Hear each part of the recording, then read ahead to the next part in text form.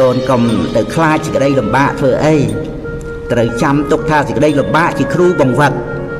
កូនត្រូវលួតដំខ្លួនជាមួយនឹងសេចក្តីលំបាកដោយសេចក្តីអត់ធន់ត្រូវយកផលកម្រៃអំពីសេចក្តីលំបាកចម្រើនគុណធម៌ក្នុងចិត្តនិងយកសេចក្តីលំបាកជាមេរៀនដែលកូនត្រូវតែសិក្សាថាអាត្មាអញមិនវិលត្រឡប់ទៅរកសេចក្តីលំបាកទៀតឡើយភ្លើងឆេះខ្ទេចព្រៃអ្វីទៀតអាណែកតែធ្វើឲ្យដែក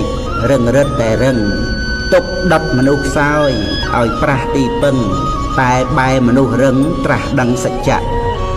មិនមានអ្វីសល្អជាងគុណធម៌ខន្តីបវរតស៊ូអត់អទឹកតែមួយផ្ទិលត្រឹមសើមប្រឡាក់ជាយាមដងចាក់ដាក់ពេញអាងធំវីរោប្រែថាអ្នកខ្លាអង្អាចទុកខ្លាំងមិនខ្លាចព្រោះអាចសំគុំជាយាមខន្តីបញ្ញាអប់រំ